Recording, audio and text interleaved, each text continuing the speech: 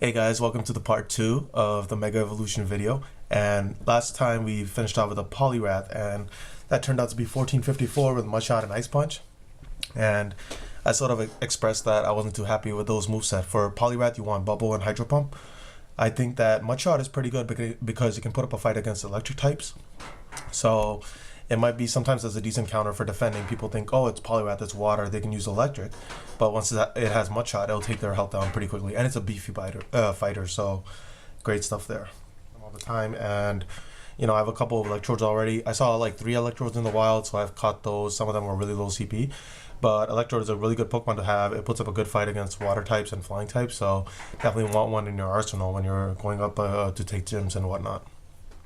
So here we go. First Electrode, 920, not the best, and the moves you want on it are usually like Thunder Shock and Thunder. Like Thunder is a very devastating move. Like once it hits, it does a whole bunch of damage to the enemy water Pokemon. So against Lapras, against like Gyarados, especially Gyarados, because Gyarados is flying in water. Don't forget that. So it does have the flying attribute, so it takes on, you know, 50% more damage than a normal type would against an electric type.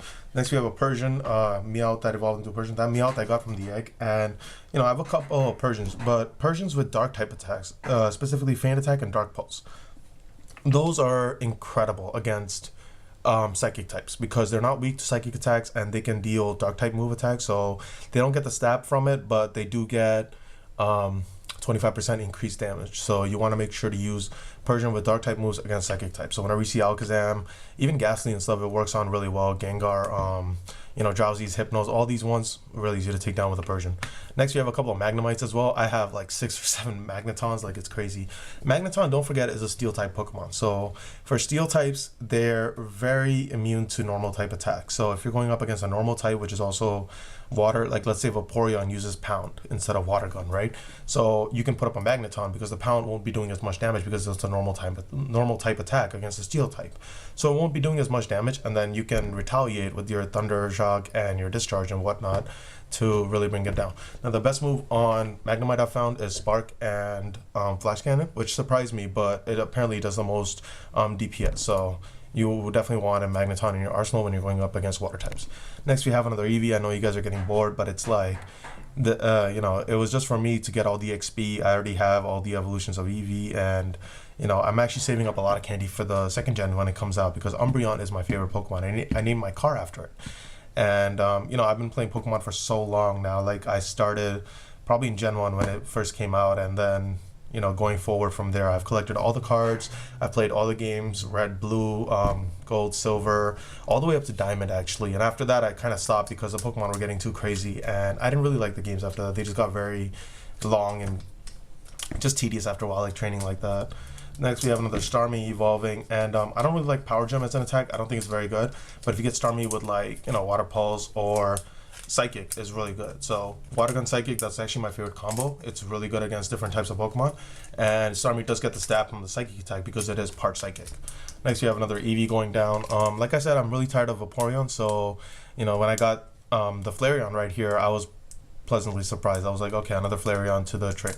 My strongest one, which is like 1763 Flareon, I named him Simba, and you know, whenever I put it out, man, it's awesome. It just does a whole bunch of damage, great against grass types, Executors, and all those other sort of bug types, and even steel types. Like it'll take down a Magneton really fast. So next we have Goldeen. I actually had like enough to evolve about 5 of them, but I didn't want to waste too much time and not be able to get to the good part of the video. Now, if you're wondering about the time up top where it says 9:41 a.m., it was bugged yesterday. I think while recording, like it just stayed on that time for some reason, so don't pay attention to that. It's just, you know, a bug that was happening on my phone during the time. Next, we have a 664 Eevee with 90% IVs. So this one isn't as powerful as those 700s that I showed before, but it's still something to evolve and something that gives me a lot of XP. So here we go. I am hoping another Flareon. So I was pretty happy with this one. I wish I had more Jolteon. Like I don't have enough Jolteon, strong ones anyways. Like my highest before this video was a 1200, which I caught in the wild.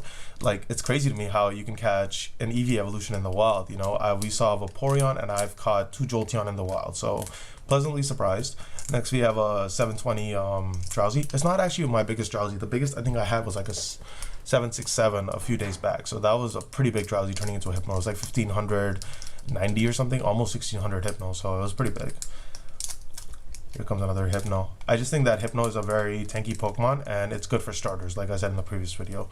So if you're a starter, here's the part where I show my Pokedex specifically. So if you look at it, like I've caught 128 and I've seen 130. Now the two that got away from me, it was Ivysaur and Dodrio.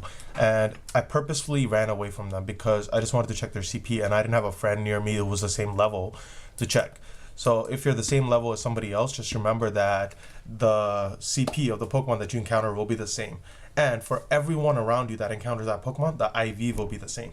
So let's say a Gyarados pops up and like 30 people caught it. Even though there's different CPs according to their levels that they caught it, the IV is going to be the same for all. So if there's a Magikarp and it's 100% and you spot that out, you use like an overlay and you calculate it and stuff, you should tell people, don't transfer that. That's 100% Magikarp or whatever Pokemon that was. So the IVs are important, and I'll do a separate episode on why they're important and how to like calculate them. But for now, that's all you need to know. So I let the Ivysaur get away and the Dodrio get away, and I evolved them in this episode. Spoiler alert. So here we go. That was my Pokedex. I'm spinning at this Pokestop. I was outside the computer lab, and I get right back into it. I don't waste a single second. So next we have a CO. It was 618, I believe. It's so funny. Right after I recorded this video, there was a Dugong that popped up outside, and it was like 9:30, but it had Blizzard, so I was pretty happy with it. Now, people think that you need always like higher CP Pokemon. That's not true. What you need is a variety of CP Pokemon. Why? Because when you're training at a gym, if you're training your own team gym, if you use a CP Pokemon with a lower CP than the first Pokemon of that gym, then you gain extra XP for the gym. So let's say I use a higher CP one and I beat it. I will only, for one Pokemon, I will only get like 100 XP for the gym. That'll take so long. If you have to, get it up to by 2000 XP, that's going to take a while. That's going to take about 20 times you have to beat that Pokemon with a higher CP. But if you use a Pokemon with the same CP or lower, you're going to get a lot more experience. So if I beat 900 Dugong with, a Raichu, which is like 700, I'm going to gain 500 XP just from that one battle. And you can only have to do that 4 times compared to the 20 times it took by beating that one Pokemon with a higher CP. So when you're fighting gyms and it's your own team and you're trying to strengthen it up, use a Pokemon with lower CP. Anyways, this is the end of the second part, and now the third part will have all the major evolutions and all the craziness, okay? So stay tuned.